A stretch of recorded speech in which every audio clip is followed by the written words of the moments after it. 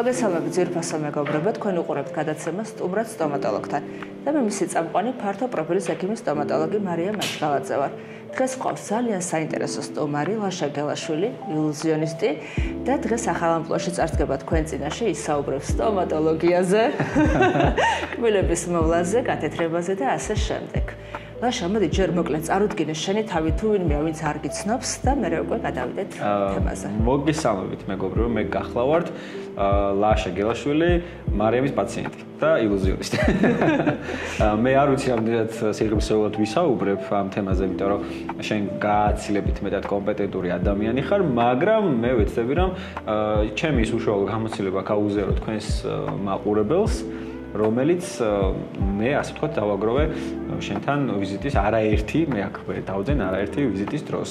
ჩემს სამეგობროშიც და სანაცნობოშიც და უცნობებშიც არაერთხელ რეკომენდაცია გამიწევია შენთვის, მაგრამ აქვე შენს მაყურებელსაც ვეტყვი, რომ ნამდვილი პროფესიონალის გვერდით მიწევს ახლა მე საუბარი. ამიტომ ესეთ კომპეტენტურ ინფორმაციას უფრო შენ მოგანდობ, მაგრამ მე გამოცდილებას გაუზიარებ და მადლობა რომ მომიწვიე ამ თემასთან. პირიქით, ძალიან დიდი მადლობა რომ მოხვედი. მადლობა შენ. გათეთრებაზე, აი უშუალოდ რა უთხრათ, პირველ რიგში ალბათ უნდა ვკითხოთ რა პროცედურები არსებობს. ალბათ აი მე მაგალითად როცა დავინტერესდი პირველად, ძირითადად გათეთრება უფრო რაღაც ერთი კონკრეტული სტანდარტული პროცედურა მეგონა, მაგრამ თურმე არსებობს სხვადასხვა სახის გათეთრებები. თუ გინდა პირველ რიგში ეს უთხრათ, რა სახის გათეთრება არსებობს და რა შედეგს იძლევა მაგალითად თითოეული მათგანი. კი ბატონო, გათეთრება არის ორი ძირითადი ტიპის. ეს არის საოფისე გათეთრებას, რასაც ვეძახით ჩვენ, ანუ სტომატოლოგიურ კლინიკაში რაც ხდება, ერთ ვიზიტში გვაქვს შედეგი, დაახლოებით 1 საათი გრძელდება და შედეგი კარგი მოვლის შემთხვევაში ძლებს დაახლოებით წელიწად ნახევარი. მეორე ეს არის სახლის პირობებში გათეთრება, ეს ძალიან უყვარს პაციენტებს, მათ ვინც ეწევა და ყავას სვავს და ვერ უვლის კარგად, მათთვის ეს არის ძალიან კარგი მეთოდი. კაპები მზადება ინდივიდუალურად და სპეციალურად მათთვის შეირჩევა შესაბამისი პროცენტობის მათეთრებელი საშუალება. პაციენტი თვითონ ათავსებს მათეთრებელ საშუალებას კაპაში, იკეთებს და სახლის ყოველდღიური საქმეებით არის დაკავებული. 2 საათში მოიხსნის დაახლოებით და კბილები უფრო თეთრია. გაიმეორებს რამდენიმე სეანსს და 2 კვირაში აქვს უკვე ძალიან ლამაზი და თეთრი ღიმილი. პლუსი ის არის, რომ ეს კაპები წლები შეიძლება ქონდეს ერთი და იგივე და მუდმივად გამოიყენო. გასაგებია, მე როგორც მივხვდი, მე მაქვს პირველი ვარიანტი. შენ გაქვს პირველი ვარიანტი. პირველი ვარიანტი და ძალიან კმაყოფილი ვარ, იმიტომ რომ საკმაოდ დიდ ხანს გამიზო, მიუხედავად იმისა, რომ მე მაქსიმალურად ვეცადე, რომ ესეთი სიმკაცრი დამეცვა ის სტანდარტები, რომელიც აუცილებელი რაღაც გარკვეული შეზღუდვები აქვს, როგორც ვიცი და ეს რო არ თქვა არ შემილია. საოცრად კარგი მოწესრიგებული პაციენტი ვიყავი თავიდან ბოლომდე. ჯერა რომ ყველაფერს უბრალოდ დაიცავდეს ეს. ვეცადე მაქსიმალურად, კი, იქ რაღაც შეზღუდვები არის, რომელიც აი და უფრო რაღაც საწყის ეტაპზე აუცილებელია, რომ პაციენტმა დაიცვას იმისთვის, რომ თუ აქვს, რა თქმა უნდა, სული რომ უფრო უკეთესი შედეგი ჰქონდეს და მე კი კარგად მახსოვს, მაგრამ შეგვიძლია ამაზე ვისაუბროთ, აი დეტალურად რა არის უფრო დასაშვები, მაგრამ რა არის შეზღუდვა, რომ უკეთესი შედეგი მოგცეს, უფრო ხანგრძლივიც. კი. პირველი 24 საათი ყველაზე მკაცრად იგრძელება ყველანაირი პიგმენტური საშუალებების საკვების ასმელი, რამაც შეიძლება ემალის შეღება გამოიწვიოს. ეს არის ყავა, ჩაი, თამბაქო, კოკა-კოლა, წითელი ღვინო და მსგავსი. შემდგომი 3 დღე რაც უფრო ნაკლებს მივიღებთ, მით უკეთესი და უკვე შემდეგ რაც უფრო კარგად მოვლით, მით უფრო დიდხანს გაგრძელდება ჩვენი თეთრი ღიმილი და ეს შედეგი რაც მივიღეთ. ძირითადად 3 დღე ყველა იცავს, მერე მოვლა დამოკიდებულია იმაზე, თუ როგორი ცხოვრების წესი ცხოვრობს ადამიანი. ხა მწვავ ადამიანს უთხრა რომ არასდროს არ მოწიო, ბუნებრივი აზრი არ აქვს, მაგრამ ყავის შემცირება შეგვიძლია. ან თუ ყავას მივიღებთ, შეიძლება მალევე გამოივლოთ წყალი, რომ ეს პიგმენტი პირისგულში დიდი ხანი არ დაყრდნოს. გასაგებია. ისე მე სულ მაინტერესებდა, ანუ ეს პროცესი რომ სისტემატიურად რომ ჩავიტაროთ, რამდენად დასაშვებია. მაგალითად, იმიტომ რომ აქ ხო ეს რაღაც კონკრეტული შედეგი, რომ თან როგორც ვიცი ინდივიდუალურია, პირობითად მე შეიძლება რაღაც გარკვეული შედეგი მქონდეს, მაგრამ მეორე პაციენტს უფრო უკეთესად ეს მე მგონი კბილის ემალზეც და რაღაცა თვითონ იმ ინდივიდს დამოკიდებულია და რამდენი შეიძლება რომ ხშირად ჩავიტაროთ მაგალითად. არა ის რომ დაველოდოთ წელიწადს ან წელიწად ნახევარს, არამედ წელიწადში 2-ჯერ 3-ჯერ ჩავიტაროთ თუ არის დასაშვები. ძალიან კარგი კითხვაა. ზოგადად შედეგი არის ინდივიდუალური, როგორც სწორად აღნიშნე, მაგრამ ნახე როგორი რაღაცაა გააჩნია, როგორ ვუვლით. ესეც ძალიან მნიშვნელოვანია, როგორც უკვე ვთქვით.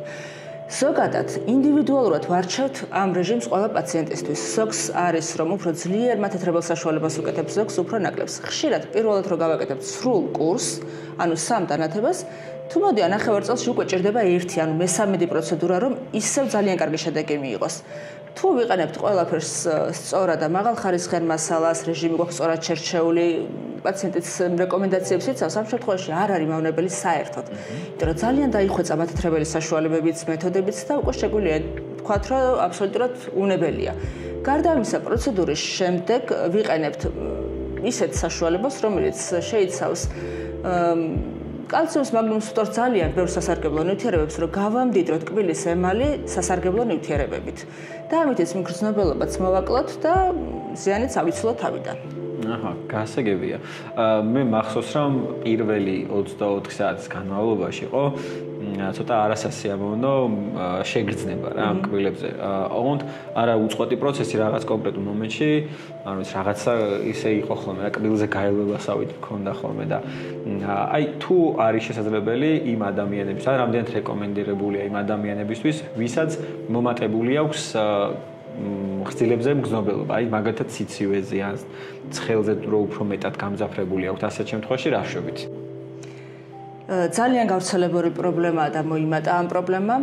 მთავარია აღმოიფხრას მიზეზი, რაც იწვევს და იყოს ეს მიზეზი დადგენილი. ძალიან ხშირად ეს პრობლემა წარმოიქმნება იმიტომ, რომ ადამიანი არასწორად უვლის კბილებს. მაგალითად, კბილის მათეთრებელ კბილის პასტას იყენებს, შეიძლება ასევე ითეთრებდეს კბილით სოდით, მარილით, მეგობრებო, უნდა გაგაფრთხილოთ, ეს არავითარ შემთხვევაში არ გააკეთოთ, ძალიან მავნებელია ემალისთვის. მსგავს ფაქტორებს როგორც კი გამოვავლეთ, მათ აღმოვფხრავთ პირველ რიგში და ამის შემდეგ სპეციალური თერაპია ინიშნება, რომელიც კბილს გაამდიდრებს მინერალებით, მიკროელემენტებით, გააჯანსაღებს, მოხსნის მომატებელ მგრძნობელობას და ამის შემდეგ გეგმავთ გათეთრების პროცესს. გათეთრების პროცესაც ინდივიდუალურად ვარჩევთ, თვითონ ის საშუალებები, ანუ გელები, რომელსაც ვიყენებთ, სხვადასხვა პროცენტობის არის, სხვადასხვა შემადგენლობის არის და ასეთ ადამიანთან ცოტა უფრო დამზოგვალ თერაპიას ავირჩევთ, ან შეიძლება ვიზიტი 2 დღეზე გაიყოს. რომ გრძნობელობა იყოს მინიმალური და ძალიან კომფორტული იყოს ადამიანს. მე მახსოვს შენ მითხარი, მგონი პირველ მისვალზე რომ თუ გინდა გავყოთ.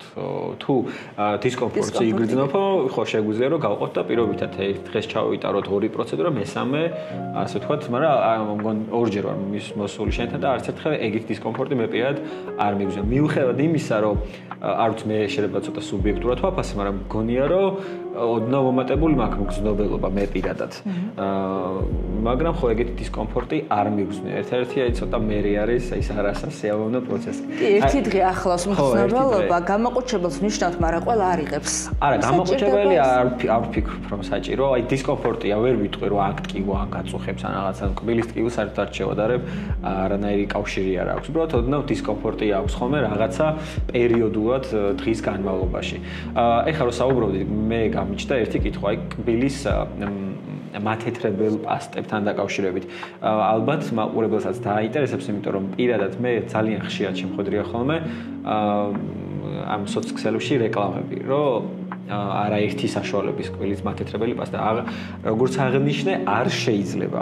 ანუ არსებობს მაგალითად ამ პროდუქტებში რაღაც ხარისხობრივად რაღაც კარგი და ცუდი, თუ აი კატეგორიულად ცუდი შედეგი მოაქვს კბილისთვის. პირველ რიგში რაც მინდა აღვნიშნო, რომ არაფერ შეიძლება მუდმივად ამ პასტების გამოყენება, შეიძლება მაქსიმუმ 2 კვირა, ან თუ მგრძნობელობა წარმოიშვა და უკვე არ გვსიამოვნებს გამოხეხვის პროცესი, მგრძნობელობა იმატებს, უნდა შევწყვეტოთ სასწრაფოდ. თუმცა ვერ ვიტყვი, რომ არსებობს კბილის პასტა, რომელსაც ისეთივე შედეგი აქვს, რაც კლინიკაში გათეთრებას, ესეთი რო არსებობდეს, აღარც გავათეთრებდეთ კლინიკაში, ბუნებრივია.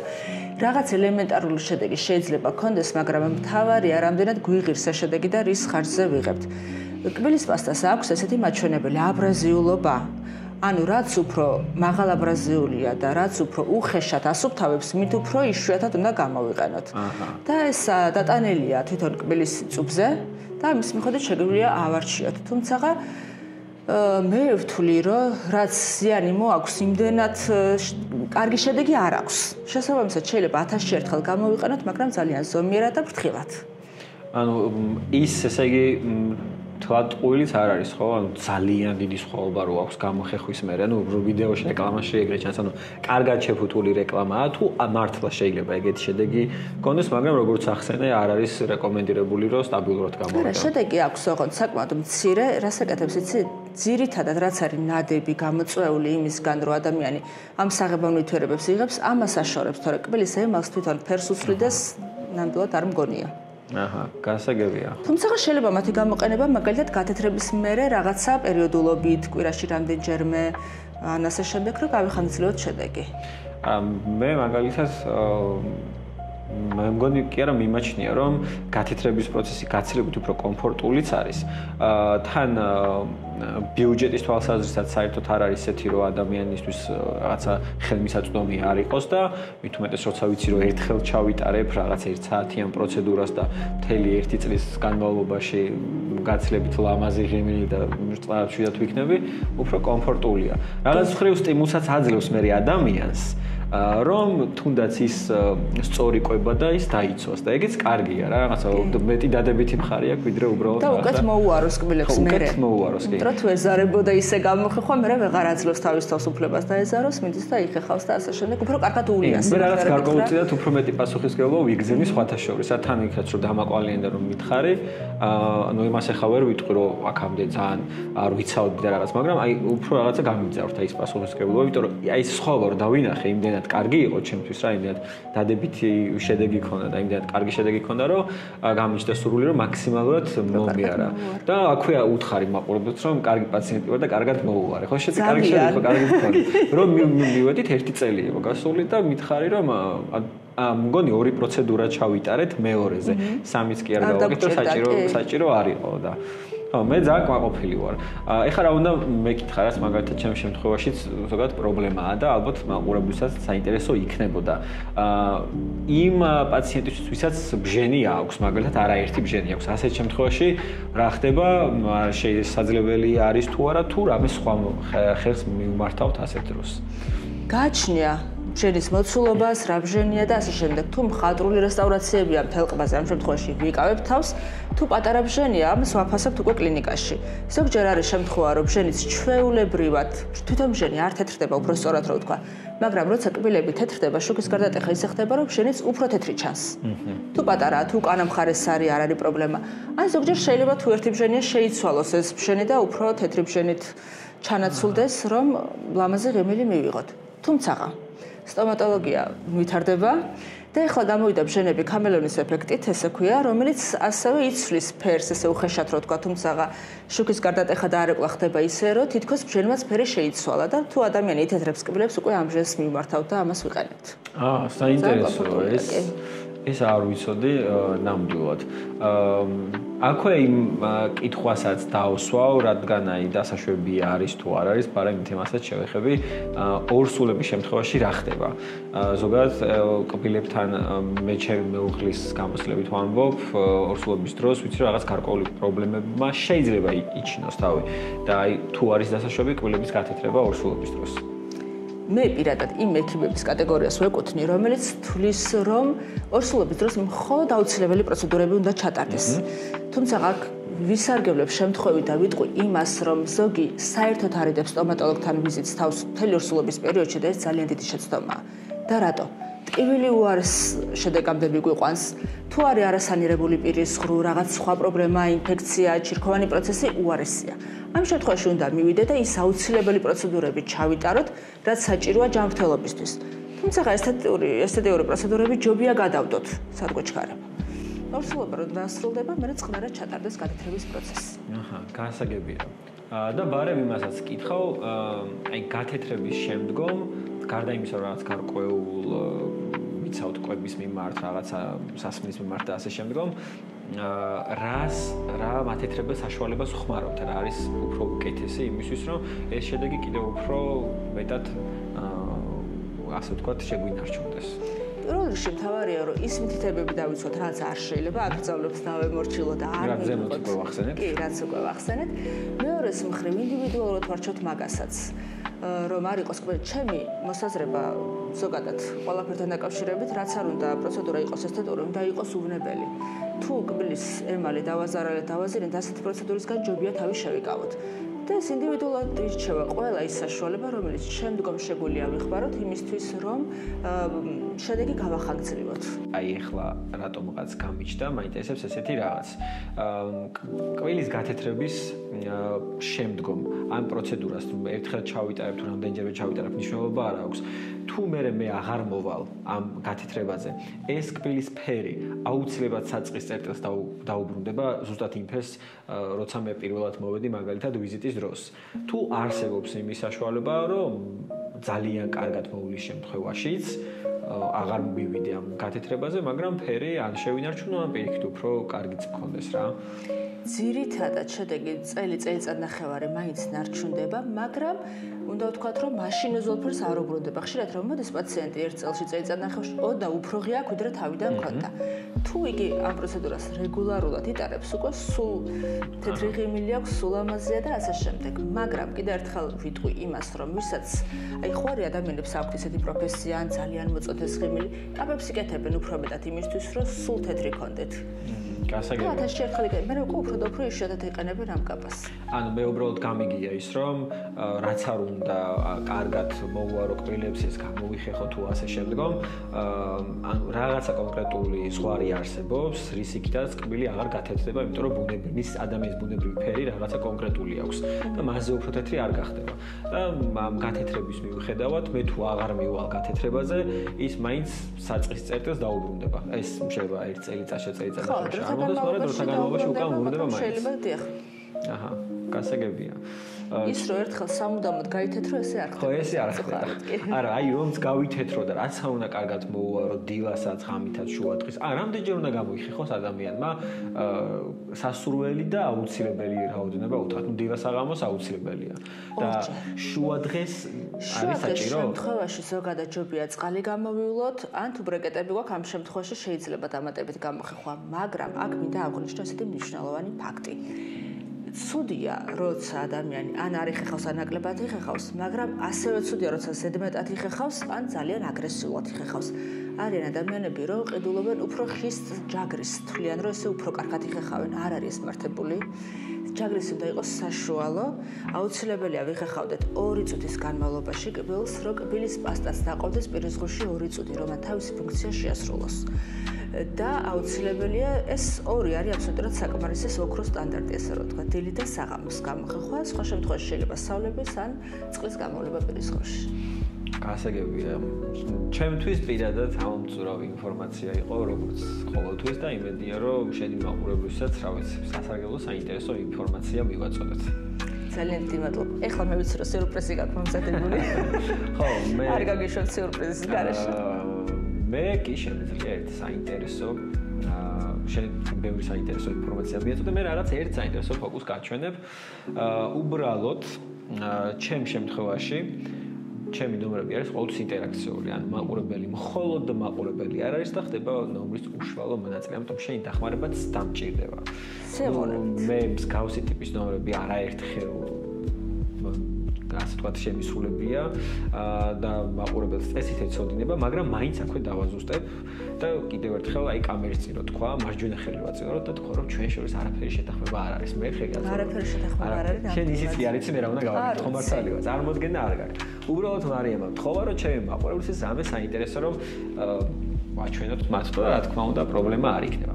ახლა ნომერიაში მდგომარეობს, მე მაქვს რაღაც ერთი კონკრეტული დასტა წამოღებული და ამ დასტას სანამ გავხსნით, მინდა გთხოვო რომ დაფიქრდე, რომ წარმოიდგინო უბრალოდ ამოდ რო არ გეგონოს ამ დასტას რამეს ასე ვთქვათ მოუხერხებ, ესე ხელი გამოწია და შენ გექნება მთელი ნომრის განმავლობაში. ხომ მინდა თვალები დახუჭო და წარმოიდგინე რომ დგახარ სცენაზე. რასაც გეტყვი უბრალოდ ეს ყველაფერი შენს გონებაში კარგად წარმოიდგინე, მისი ვიზუალიზაცია რომ მოახდინო. წარმოიდგინე დგახარ სცენაზე და ამ სცენაზე შენს ფეხებთან დაყრილი არის მთლიანი დასტა. 52-ვე კარტია, მათ შორის ორიანებით, სამიანებით, ოთხიანებით და ასე შემდგომ ტუზის ჩათვლით. ყველა კარტი ძირსყრია. ზოგი ჩანს რა კარტია, ზოგი ამოტრიალებულია, ნუ ზურგით არის. მინდა რომ შენს გონებაში დაიხარო, ნებისმიერი ერთი კარტი აიღო და შენი სახის წინ დაიჭირო. შენს გონებაში ხდება ეს ყველაფერი, რომელიმე ერთი კარტი აიღე და შენი სახის წინ დაიჭირე. გიჭირავს რაღაც ერთი კარტი. ეს კარტი, რომელიც გიჭირავს, ზურგით არის თუ ჩანს, ანუ უყურებ რა კარტიც არის? უყურებ, კი. უყურებ, ხო? შეგიძლია ხმამაღლა დაასახელო რა კარტი გიჭირავს? დამაგული. ხომ არ გინდა? გავახილო თვალები. არა, ჯერ გაახილო. ხომ არ გინდა, რომ ეს დამაგული დააგდო და სხვა კარტი აიღო, რადგან მე გეტყვი, რომ ძალიან ხშირად სტატისტიკურად დამაგულს ხშირად ასახელებენ. მაგრამ ეს არის შენი გადაწყვეტილება, შენ შეგიძლია კარტი შეცვალო და სხვა კარტი აიღო, მაგრამ შეგიძლია არ შეცვალო და დამაგულზე დარჩე. აი, შევცვლი. არა, ეს შენი გადაწყვეტილება, შეცვლი, კარგი, დააგდე, მაშინ სხვა კარტი აიღე. და რა კარტი გიჭირავს ახლა ხელში? 7-იან ჯვარი. 7-იან ჯვარი. კარგი, გაახილე ხა თვალები. ნახე. ახლა 7-იან ჯვრები არ იყოს. არა, 7-იან ჯვრები არ. ჯერ ესე გქონდეს, ნახე. საინტერესო იცი რა მოხდა, რომ შენ მიიღე ორი გადაწყვეტილება. ერთი იყო რაღაცა პირდაპირ არა ფსიქოლოგიური მომენტი, რომელიც ასე ვთქვათ, დაყრდნობით შენ დამაგული დაასახელე და ეს მართლა ესეა, შეგიძლიათ მოიძიოთ კიდევაც, რომ სტატისტიკურად განსაკუთრებით, როდესაც მანდილოსანს ვაჩვენებთ ფოკუს, ხშირად დასახელებადი არის დამაგული ან ტუზიგული სტატისტიკურად. მაგრამ შენ მეორე გადაწყვეტილება მიიღე, რომ შეცვალე და უკვე რაღაც განსაზღვრული კარტი დაასახელე, 7-იანი ჯვარი. ხო მართალი ვარ? დასტას გამოგართმევ. ამ დასტას მე არ შევხები ვარ, მეც მინდოდა რომ შენ დარწმუნებული იყო, მაგრამ ჩვენ მაყურებელი უყურებდა, რომ დასტას მე არ შევხები ვარ. ამ დასტაში მე რეალურად მხოლოდ ერთი კარტი მაქვს 52 კარტში გამოტრიალებული. ანუ მხოლოდ ერთი კარტი არის, ესე ამოტრიალებული რა. მე ვთხილად გავხსნი. აი ხო ვიცი მაგრამ ეხლა ვფიქრობ როგორ. არა, მე მინდა ვთხილად რომ გავხსნა და იმედია ცოტა წინ გავწევ რომ მაყურებელმა კარგად დაინახოს. ყველა კარტი არის ჩვეულ მდგომარეობაში. ყველა კარტი, მაგრამ რაღაცა ერთი კარტი დასტაში. მხოლოდ ერთი კარტი არის ამოტრიალებული. ხო მინდასტურებ? მე არ მინდა რომ ამ კარტს ხელი შევეხო, შენ თვითონ გამოწიე. და თუ შეიძლება ნახე რა კარტია და აგერ შეაჩერე მაყურებელსაც რომ ეს არის შენს მიერ შეცვლილი რანაირად შეიძლება ეს მომხდარიყო არ მოდგენა არ მოქვს მაგრამ ძალიან მიხარია რომ შენ შეცვალე და თან 7-იან ჯვარში შეცვალე თითქოს ესეთი კარტი ავირჩიე რომ არ უნდა ყოფილიყო არც ერთი ლოგიკით და ესეთ დარიგით მაგრამ შეცვალა არ ვიცი მაგრამ ეს მართლა ეგრე არის რომ დამაგულს ძალიან ხშირად ასახელებენ შეგიძლია შენც ცადო და 10-დან ალბათ 5-6 ადამიანი დამას ან ტუზგულს დაასახელებს საინტერესო იმედია მოგეწონეთ ძალიან მომეწონა გაუგნებული დავრჩი მადლობას გიხდი მე იმისთვის რომ სტუმრად დაამპატიჟე თან ძალიან გამიხარდა რომ შენ უკვე YouTube პლატფორმაზეც გადმოხვედი მე როგორც უკვე შენი კოლეგა YouTube-ის მიმართულებით მთელი გულით გისურვებ წარმატებას იმიტომ რომ ზუსტად ვიცი ძალიან კარგი სიღრმისეული და საინტერესო სასარგებლო ინფორმაცია გექნება შენი მაყურებლის აუცილებლად დალაიქეთ ეს ვიდეო და გამოიწერეთ ეს უმაღლესი და პროფესიონალი ადამიანები მე ძალიან მიხარია რომ მოხვედი იმის გარდა რომ არაჩვეულებრივი პაციენტი ხარ და პიროვნება ხარ არაჩვეულებრივი ძალიან საინტერესო მოსაუბრე ხარ ძალიან ვისი ამოვლე და გავერთე საუბრი და ამ ფოკუსმა გამაოგნა ბოლოს ეხლა გავგნები დავჭი მადლობა დიდი მადლობა შენ და მადლობა შენს მაყურებელს